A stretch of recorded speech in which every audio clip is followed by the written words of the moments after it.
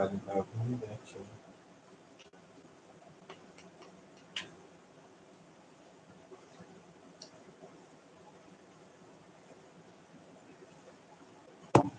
For everybody to rejoin.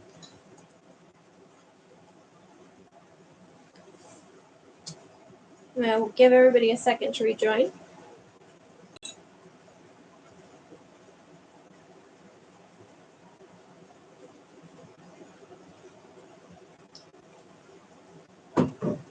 And I saw Ra's note about the last thing that she heard, so I'll go back and start around there. We only lost about half a page, so that's fine. Just give it one more minute, because I think we have somebody still coming and going. Is it still working on yours, babe? Any delay? It's delayed, but it's usually always a little bit delayed. Well, I only have 3 people right now, which means I don't have everybody. No.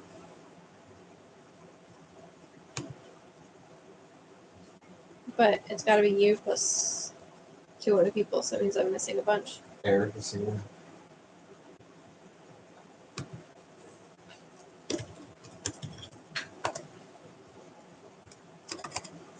We got Eric. Rob. So we're missing Jason.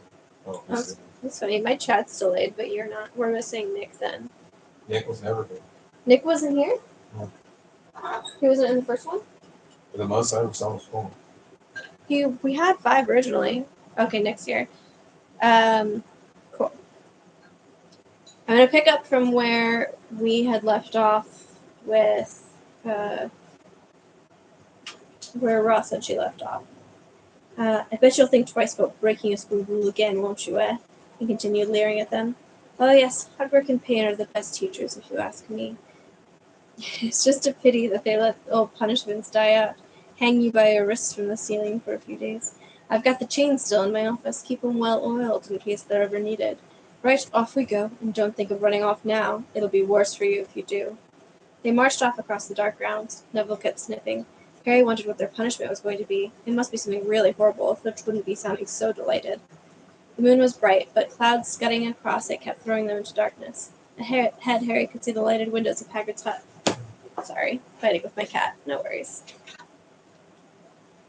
Then they heard a distant shout. Is that you, Filch? Hurry up. I want to get started. Harry's heart rose. If they were going to be working with Hagrid, it wouldn't be so bad. His relief must have showed in his face because Filch said, I suppose you think you'll be enjoying yourself with that oath. Well, think again, boy. It's into the forest you're going, and I'm much mistaken if you all come out in one piece. At this, Neville let out a little moan, and Malfoy stopped dead in his tracks. The forest, he repeated, and he didn't sound quite as cool as usual. We can't go in there at night. There's all sorts of things in there. Werewolves, I've heard. Neville clutched the sleeve of Harry's robe and made a choking noise. A sure lookout, isn't it? Said Filch, his voice cracking with glee. Should have thought of them werewolves before you got in trouble, shouldn't you? Hagrid came striding towards them out of the dark, Fang at his heel. He was carrying his large crossbow, and a quiver of arrows hung over his shoulder. About time, he said. I've been waiting for you half an hour already. All right, Harry. Hermione. I shouldn't be too friendly to them, Hagrid, said Filch coldly. They're here to be punished, after all. That's why you're late, is it? Said Hagrid, frowning at Filch. Been lecturing them, It's not your place to do that. You've done your bit. I'll take over from here. I'll be back at dawn, said Filch, for what's left of them, he added nastily, and he turned and started back towards the castle, his lamp bobbing away in the darkness. Here is a view of, I believe, the castle doors, with, of course, Mrs. Norris.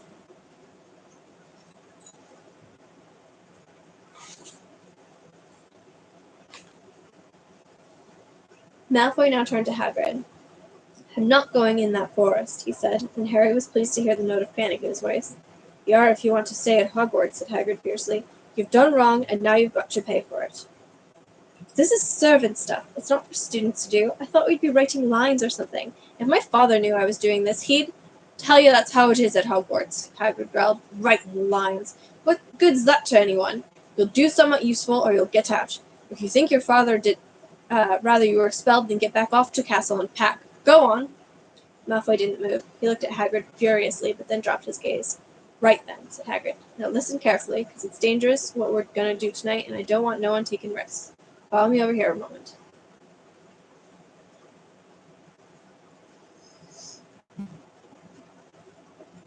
He led them to the very edge of the forest. Holding his lamp up high, he pointed down a narrow, winding earth track that disappeared into the thick black trees. A light breeze lifted their hair as they looked into the forest. Look there, said Hagrid. See that stuff shining on the ground? Silvery stuff? That's unicorn blood. There's a unicorn in there been hurt badly by something. This is the second time in a week. I found one dead last Wednesday. We're going to try and find the poor thing. We might have to put her out of its misery. What if whatever hurt the unicorn finds us first? Said Malfoy, unable to keep the fear out of his voice. There's nothing that lives in the forest that'll hurt you if you're with me or Fang, said Hagrid, and keep to the path. Right, now we're going to split into two parties and follow the trail in different directions. There's blood all over the place. It must have been staggering around since last night at least. There is a big view of the forest with a unicorn in it.